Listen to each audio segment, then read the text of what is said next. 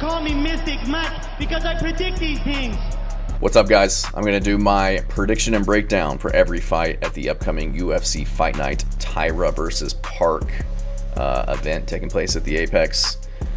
Give you guys my thoughts, breakdown on each of the fights. If you're looking for a little bit more of a breakdown, a little bit more detail, background on the fighters, things like that, check out my channel. I do an in-depth breakdown of every fight. So like and subscribe. Appreciate the love and comments I've been getting lately. And let's get into this. So first fight, Austin Bashi versus John Yannis. I'm going to go with Austin Bashi. He was supposed to be fighting Francis Marshall, who had to back out a few days ago. So John Yannis stepping in to take this fight. Was already training for a guy on August 22nd. So obviously going to be fighting about 3 weeks earlier against a different opponent, but he was in training camp. But I just think Austin Bashi is just a much better grappler, has much better experience, more finishing ability on the ground. John Yannis, he's coming off of some KOs, but it's against kind of lackluster regional guys. Been to a lot of split decisions, lost 3 fights, obviously has been finished by rear naked choke. So I think he holds probably the edge in power and just technical ability on the feet, maybe. But Austin Bashi, much better wrestler, jiu-jitsu black belt, tons of finishing potential on the ground. Coming off of his first loss against Christian Rodriguez, which is no shame. C-Rod has fraud checked a mini of up-and-coming contender. And Austin Bashi just couldn't get his takedowns going. And, if he can't get his takedowns going in this fight, I'll be concerned. But, John Yannis was, shown that he can be taken down by kind of these regional bottom barrel guys. So I think Austin Bashi is going to get the submission over John Yannis and get back into the win column. Moving on, Piera Rodriguez versus Ketlen Souza. Now, this fight's pretty close. Both these ladies, a lot of power on the feet, throw with bad intentions. They're not really pitter-patter, point-striking fighters. They're looking to do damage and be aggressive. But I'm going to go with Ketlen Souza and the underdog. I think she's got a little bit more firepower on the feet. She's a little bit tougher, a little bit grittier, fought the better competition. She can be taken down, and that's what Piera Rodriguez has kind of relied on in a lot of her fights, is, being gritty on the feet, throwing good punches, getting some respect, but then getting her takedowns, but getting takedowns against lesser opponents, and not really much of a submission threat on the ground as much as just positional control and landing damage. And, even in her fights against like Sam Hughes, she wasn't able to do a lot with the takedowns. Sam Hughes was able to kind of bounce right back up, and it seems like whenever she fights somebody with a little bit of talent, a little bit of grappling ability, and Jillian Robertson, she's kind of getting dominated on the ground. Has a win over Josephine Knudsen in her most recent outing, but Josephine Knudsen's more of a striker, can't defend a takedown to save her life, and she was able to just kind of out-grapple her, whereas Ketlen Souza, I think she's very well-rounded, power on the feet, technical. I think she'll be able to defend the takedowns a little bit better if she does get taken down. She has a good ability to scramble back up to her feet, like we saw in her fight with Marnik Mann and Angela Hill most recently. And she's got the ability to crack on the feet. She knocked Yasmin Uribe on the ground, choked her out. Whereas Piera Rodriguez, the only time I've really ever seen her hurt somebody on the feet is, I guess, she dropped Josephine Knudsen early, but then against Carnellosi it was a front teep kick to the head. So I would give Ketlen Souza the advantage on the feet in terms of pure firepower. Tons of pressure on as well, mixes up her targets, and at times Piera Rodriguez likes to kind of fight on the back foot. And I think if you're going to allow Ketlen Souza to be first and be offensive and be the one walking forward and dictating the pace, I think that she's going to be able to land a lot of her strikes and keeping Rodriguez on her heels. I think she's going to kind of help to prevent the takedowns. And Ketlen Souza, she does a good job. She can be taken down, but a lot of times, she'll dig underhooks and she'll throw elbows and knees to the body to kind of deter you from shooting. So I'm going to go with Piera Rodriguez, even though Ketlen Souza, she can be finished. She's been TKO'd twice, body kicks and leg kicks, been subbed a couple times, and then lost the split decision in her last fight with Angela Hill. But that was a close fight. Angela Hill is very underrated. A lot of split decisions haven't gone her way. Otherwise, she'd have a much better record and be a little bit higher up in the rankings. But I'm going to go with Ketlen Souza in this one as an underdog. I think she'll be able to sprawl and brawl and either get the KO or win the decision. Moving on, Felipe Bunes versus Rafael Estevam. Now, both of these guys, a lot of potential. Felipe Bunes, not the best record at 14-7, but if you look back through his record, he's one of those guys. dude from Brazil flying over to Chechnya several times to fight Russians, to fight the hometown kids. Fights aren't going his way, but he's having a lot of success over there, arguably winning a few of those fights. Lost to Jussier Formiga, who's also very good. He's only losing to champs, title contenders, double champs, and Henry Cejudo. So other than that, Joshua Van had a good showing of himself against Joshua Van, got a takedown on him, was holding his own on the feet until he wasn't. But no shame in that. We know how good Joshua Van is now. And coming off of an armbar win over Jose Johnson. So very impressive. But Rafael Estevam, also a jiu-jitsu black belt. Probably not as good of a striker as Felipe Bunes, but he has a great ability to get takedowns and control guys on the ground. And I think that's what will happen in this one. Felipe Bunes on the regional scene, his Achilles heel has been getting taken down. And that's been kind of how he loses a lot of fights. And normally I would think with his crafty jiu-jitsu off his back, he has a really good submission game from his back, open guard, jiu-jitsu transitions. I just don't think he'll be able to utilize that against somebody as good and crafty and as strong as Estevam, who very good wrestler. I think he's going to be the stronger guy, going to be the younger guy, barely into his prime, and I think he's going to have the jiu-jitsu ability to kind of nullify Felipe Bunes, swiveling his hips, looking for sweeps and things like that. So if Bunes can defend the takedowns, I think he is the better striker on the feet. He's got very crispy Muay Thai, but I just don't see that happening. I don't think that he's going to be able to keep it on the feet. Estevan's going to be pushing forward, looking to get his takedowns. Estevam is taking this on short notice. Bunes is supposed to be fighting Andrey Lima, which is just an awful matchup for anybody. I think Andrey Lima is, the future of the division, but Felipe Bunes is very good, very well-rounded, dangerous everywhere. Reminds me of kind of like a flyweight Charles Oliveira, but getting up there in age. And just the weakness in his game is his takedown defense, and that's what Rafael Estevam does very well, in allowing him to go 13-0 in his career. Wins over Charles Johnson, Jesus Aguilar. Aguilar's very underrated. Charles Johnson's very good, and then has a lot of wins on the regional scene against guys with really good records. So I think Rafael Estevam is going to be able to stay safe on the feet, get his takedowns, and do enough to win rounds. I don't think he'll sub Felipe Bunes, but I think he'll control him en route to getting a decision win. Next up, Rodolfo Vieira versus Tresean Gore. Rodolfo Vieira, he's like a 4-time IBJJF Jiu-Jitsu winner, obviously a very high-level black belt. Been kind of 50-50 in the UFC, coming off of a loss to Andrey Petroski in a very kind of lackluster fight, I would say. They're both primarily grapplers with not the best striking, and it took place on the feet, so it was just kind of a slow-paced fight. But before that, got the arm triangle choke over arm of Petrosian, where he showed, improved cardio, some good calf kicks. I feel like his stand-up is progressively getting better. Was rocked bad by Cody Brundage before that, and then got the finish. Couldn't get the takedowns over Chris Curtis and lost that decision. Beat Dustin Stoltzfus, gassed against Anthony Hernandez. So Vieira's just the guy. He's like, if you can't get his takedowns and you're good on the feet, you're probably going to lose.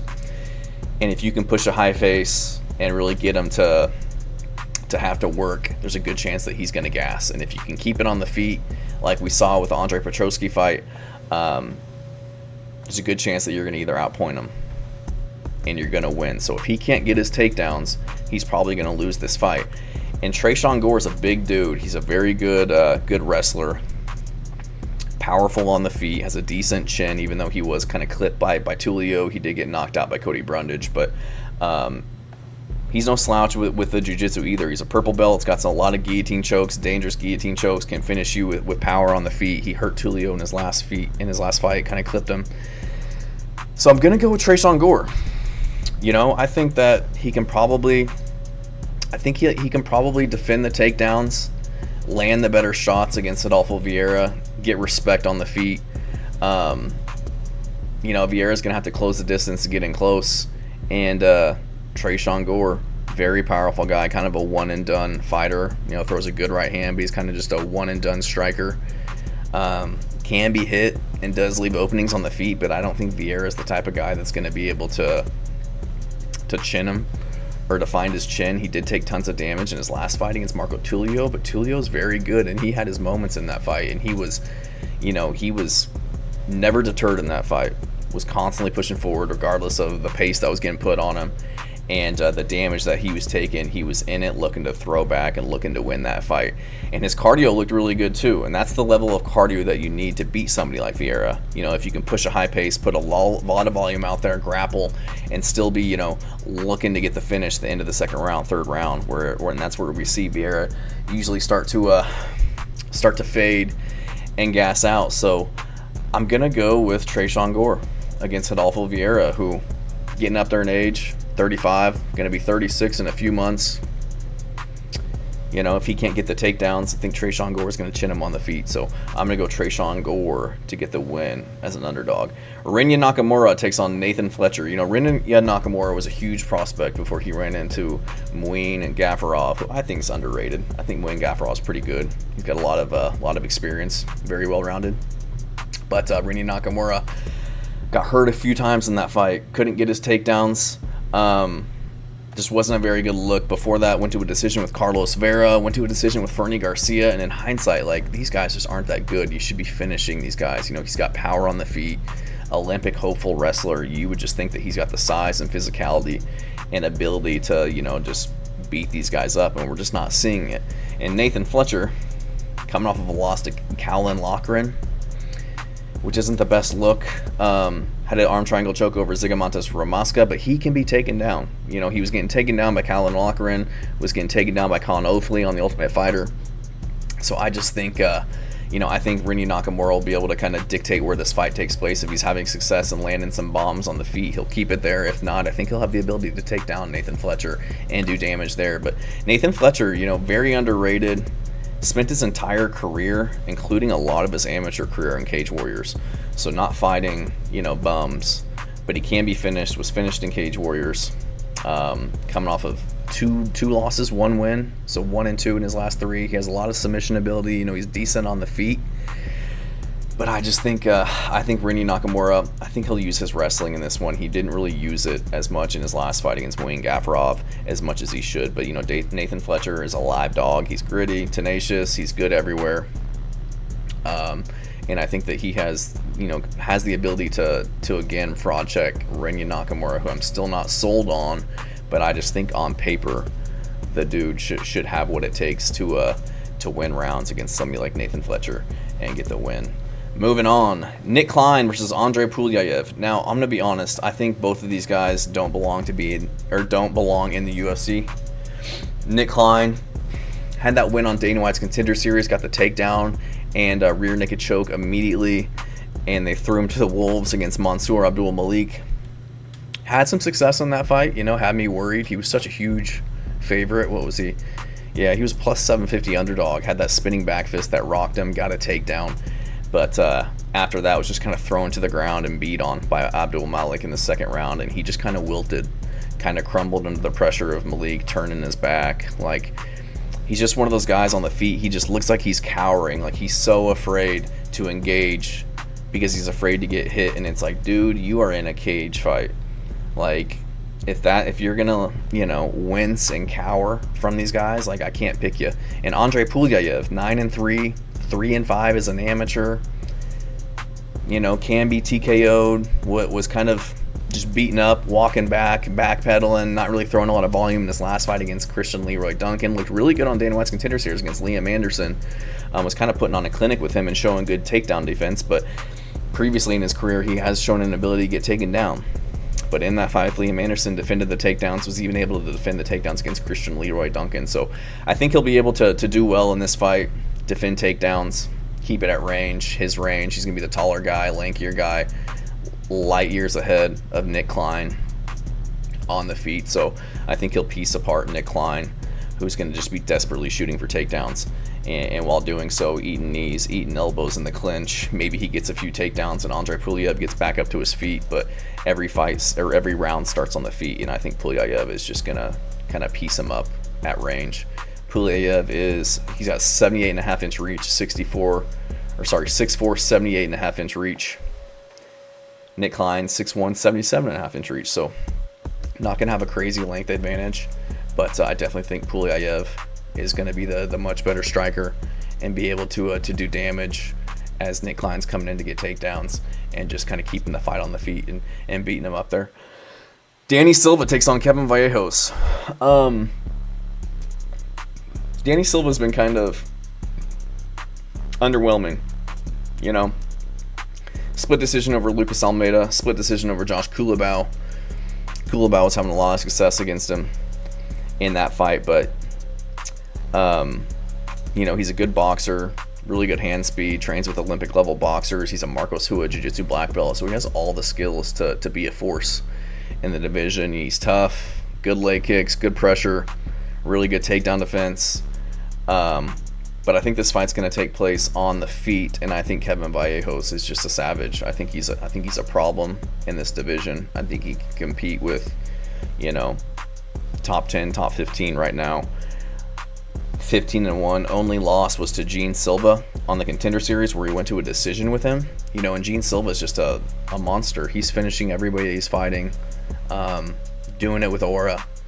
And I had a very good fight with Gene Silva. Since then, he's went on a 4-fight winning streak, all by finish. Rear naked choke, TKO, TKO, TKO, taking on Danny Silva. So Kevin Vallejos, very skilled, strong low kicks, very fast hands, has really good power, rips to the body very well, mixing up the targets, very crisp boxing combinations, really good slips and counters. I think he was like a 3-weight champion on the regional scene. So I think this dude's got a bright future. I think Danny Silva's pathway to victory here is get respect on the feet, fast combos, shoot takedowns.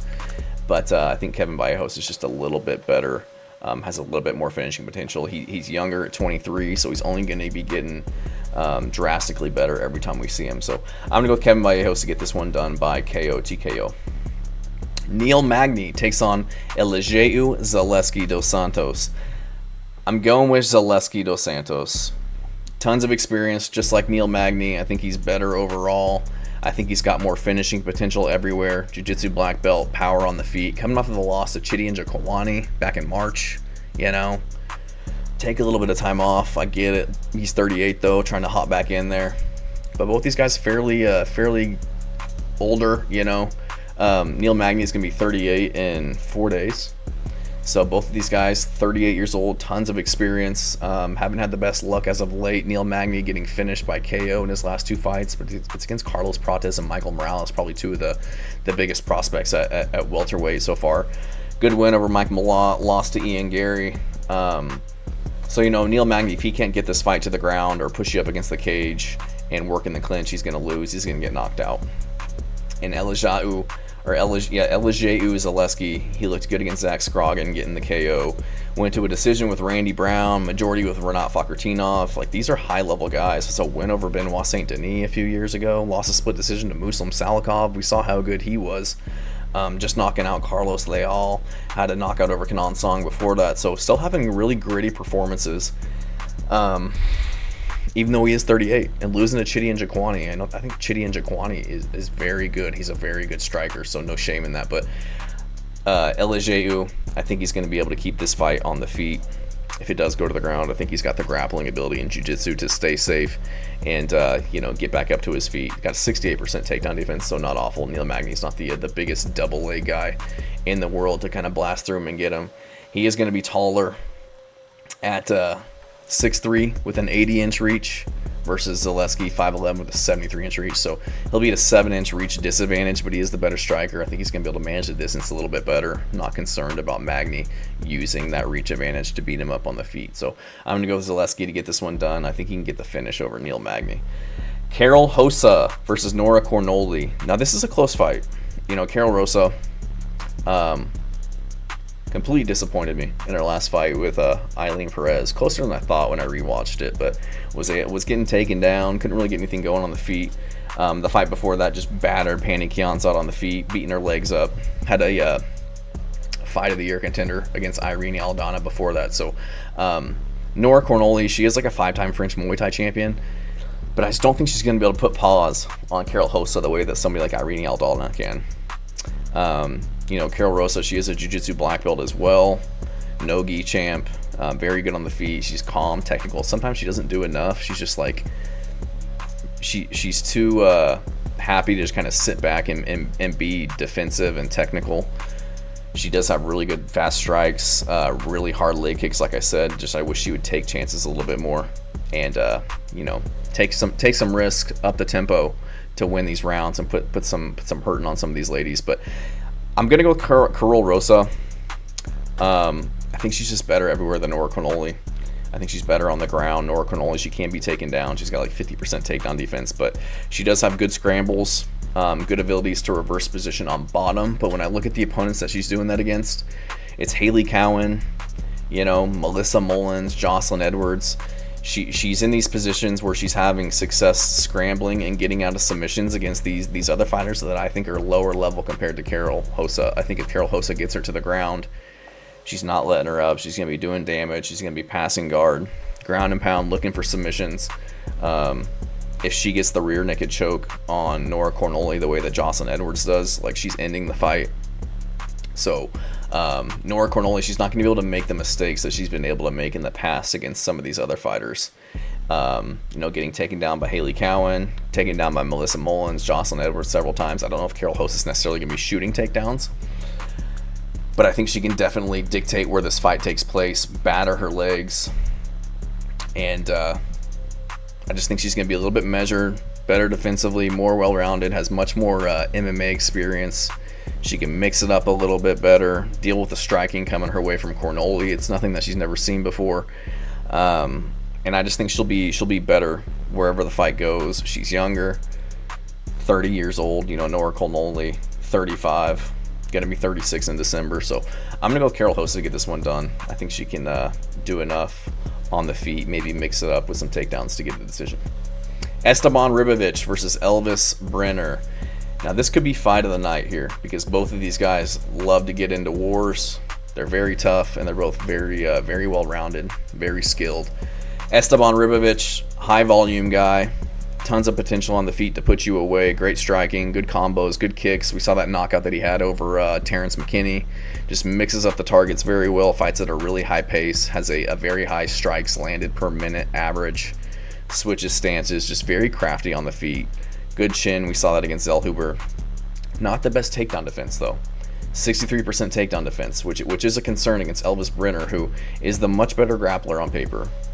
You know, he's a shoot to box Diego Lima guy. So that forward aggressive style, has good jiu-jitsu, very aggressive, kind of a spazzy style on the feet, but decent power, will switch stances as well. We saw that face plant KO he had over Kenan Chuchevsky, but he can be backed up and pressured.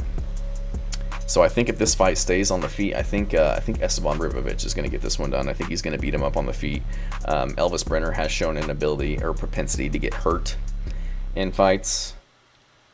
He was hurt in the Guram Kutateledze fight before he turned that around and got the finish. Was hurt against Miktabek Oralbai, got hurt against Joel Alvarez and finished in that fight.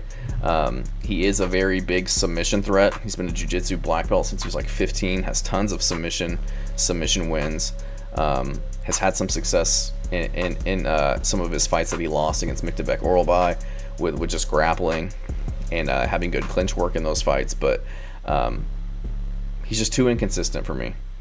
And if you're able to get hurt as much as we've seen him get hurt, granted it's against really good competition, I just can't trust you with the firepower coming your way against somebody like Estevam Ribovic, who, you know, like I said, puts tons of volume out there, is very technical, has had a lot of really good performances. His last fight, you know, coming off of a split decision to Nasser Haqparast, you can argue he won that fight, but you know, my main concern with Ribovic is just getting taken down. But we saw in the Loic Radzhabov fight, he was getting taken down but able to get back up to his feet. So I think if he does get taken down by Elvis Brenner, he'll be able to, you know, stay safe, get back up to his feet, and keep putting hands on Elvis Brenner. So I'm gonna go with Estevam Ribovic to get this one done. Has good cardio.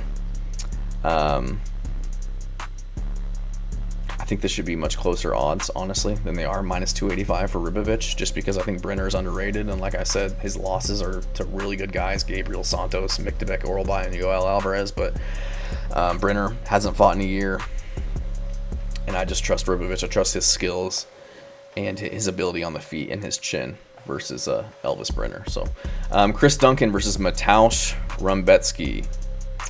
I'm going to go with Mateus Rebecki, and I'm shocked that the odds are -200 for him. I feel like it should be at least a -400. He's a jiu-jitsu black belt, 2-time ADCC gold medalist, just a tree stump of a dude, just solid, very strong for the division, muscled up, very powerful, tons of power on the feet, throws with bad intentions, has a really good 1-2, good uppercut. Sometimes he doesn't mix it up, he kind of just spams that combination, but feints really well into the pocket to kind of throw guys off, and he still has a lot of success with it, throwing the 1-2 over and over. Really good head movement, hard to find on the feet, feints in and out really well, to where he's hard to kind of track down and land on the chin. Really good leg kicks, was battering Luke Radzhabov in his fight with him, which kind of set up the KO because the dude could barely move anymore. And tons of experience, 20-2. Only loss was to Diego Ferreira a couple fights ago, and before that his only professional loss was in 2014. Whereas Chris Duncan, I just feel like a lot of his wins are fluky, like Manuel Torres, he had the win over Manuel Torres, but I don't know how Manuel Torres took him down twice and eventually got the rear naked choke on him. Balaji was tagging him on the feet before Balaji just kind of stuck his head into a guillotine. Jordan Buchinek, he was able to rock him and then control him, but then Jordan Buchinek having success on the feet, shoots a takedown for some reason, gives him his neck again. So his last 2 wins by choke were just kind of they were just kind of given to him, in my opinion, and he can be hurt. He was getting hurt by Balaji, got hurt obviously by Charlie Campbell in that fight on Dana White's Contender Series, where he had the comeback right hand after he was rocked badly. He was knocked out by Makashlev Borshev.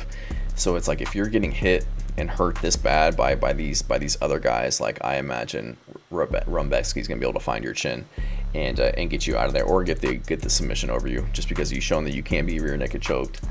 And Rebecki has very high level jiu-jitsu. My only knock on Rebecki is his cardio, but if you look through his career, the only time he's ever like gassing out against guys is when it's like a finishing sequence. It's when he's putting tons of volume out there to get somebody out of there and they last, and then he's kind of tired after the fact. Like we saw that against Diego Ferreira, was hurting him bad, and then eventually started to gas out as Diego Ferreira was still there, firing back, making him work.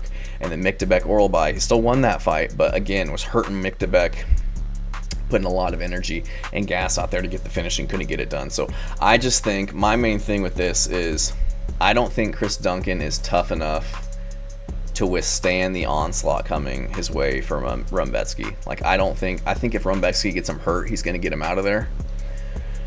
Whereas I don't think that Chris Duncan's going to be able to weather the storm to the point where Rebecki gets tired, if that makes sense. I think Rebecki, if he gets him hurt, he can finish him on the feet, he can finish him on the ground.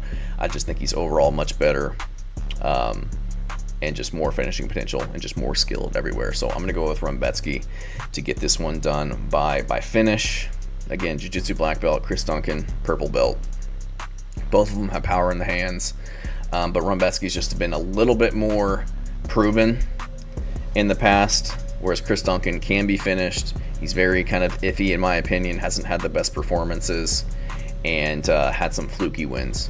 So I'm going to go with Rebecki to get this one done. And to the main event, Tatsuro Taira versus Hyun Sung Park. So Tatsuro Taira is supposed to be fighting Amir Albazi, who had to pull out. I'm not sure why. I think it was like he couldn't get medically cleared. I know that he had like some type of heart surgery and then had like a neck fusion before that. So not sure why he couldn't fight, but Hyun Sung Park is taking this fight on very short notice. I don't remember if he was training to take on Steve Erceg August 9th, but even that was like a late replacement. I think Steve Erceg was supposed to be fighting Alex Perez or something, and Alex Perez had to pull out. So he was training, but again, not a full camp the way that Taira was. Hyun Sung Park, young dude. They're going to be about the same size. Tatsuro Taira is going to have a 4-inch reach advantage. Hyun Sung Park undefeated, 10-0, 5-0 in the UFC. I think all of his wins but one are by finish. KOs, rear naked chokes, very light on his feet. Chris Striker, Tatsuro Taira, clean striker, but more of a grappler, kind of uses his striking to open up his takedowns, even though he did get a TKO over Carlos Hernandez. But good calf kicks, like I said, really good jiu-jitsu and wrestling, and like an uncanny ability to take the back. It has really good scrambles, really good submissions. If he gets hurt or gets tired, he can resort to a pulling guard or just looking to get a hold of somebody to stay safe. Doesn't have the best takedown defense, decent takedowns, 44% takedown control or takedown accuracy. Can be hit, was getting hurt and tagged on the feet against Royval in his last fight. Was dropped by Edgar Chairez in their fight before that, and just looked like he was kind of getting tired in the fight with Royval, which is no shame in that. Royval is very good, one of the best in the world at flyweight. But I'm gonna go with Hyun Sung Park in this one. He's got tons of momentum. I think he's very skilled. I think he's more well-rounded than Taira. Taira's very good on the ground, but I would give the stand-up advantage to Hyun Sung Park. He's light on his feet, very crispy striker, fast combos, moves very well, manages the distance well, lands good knees in the clinch when guys are shooting takedowns, very physically strong. I think he's going to be the bigger, more physically strong guy in this fight. He's got good leg kicks, good body kicks to kind of keep Taira at range, mixes up the targets very well to the body, to the head, good counters as well on the back foot, and has really good forward pressure that I think he's going to utilize in this fight to kind of keep Taira moving back and to kind of help prevent the shots that are coming his way. He has good ground control as well, good ground and pound, and good jiu-jitsu as well. So I think that if he does get taken down, he'll have the strength and size advantage. He'll have the skill ability to kind of stay safe and get back up to his feet, or to just not get submitted and controlled. But he does have 100% takedown defense. So who knows if Taira can even get him down. I think Taira, if there's one thing I will say about this fight, is Taira's going to have probably a cardio advantage, which is good considering it's a 5-round fight, and he's the one who's had 5-round experience, just coming off of a very back and forth fight with Brandon Royval for 5 rounds. But he did, lose that fight. He had his moments, but he had his moments where he didn't look very good. He had his moments where he was gassing. So who's to say that when he comes up against Park, who's able to kind of negate the things that he does well, make him work, beat him up on the feet, who's to say that he doesn't gas out against Hyun Sung Park. But I am concerned about Park's gas tank because, again, Taira can't push a high pace, can make you fight everywhere, kind of tire you out. He was training for this fight, was training for 5 rounds. Hyun Sung Park was training for a 3-round short notice fight against a completely different opponent. So those are things that we got to take into consideration. But I like Park, undefeated, a lot of potential. He's 29, Tatsuro Taira 25, so just entering his prime. Hasn't fought the level competition that Taira has. Not near the level of competition. Taira, Brandon Royval, Alex Perez, Edgar Chairez, Jesus Aguilar, like, these are good fighters. But I got a feeling that Hyun Sung Park, coming in as the underdog, is going to be able to just edge out Taira wherever this fight goes. Hold his own in the grappling transitions, defend the takedowns, edge him on the feet, land in the bigger shots, and get a decision win in this one. So appreciate you guys watching. Again, if you want a little bit more detailed breakdown of the fights, a little bit more of my thought process on what these guys do well, what they don't do well, and why I'm picking each one, check out my channel. Got individual breakdowns for every fight. Like and subscribe. Appreciate you guys watching. Thanks.